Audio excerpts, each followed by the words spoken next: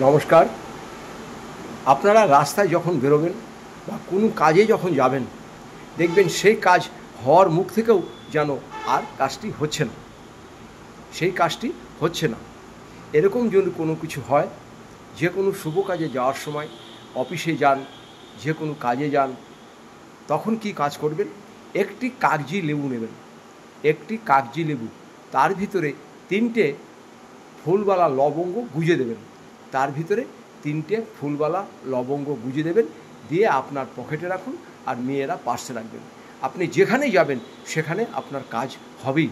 এই সামান্য টোটকা করে দেখবেন, খুব উপকার পাবেন।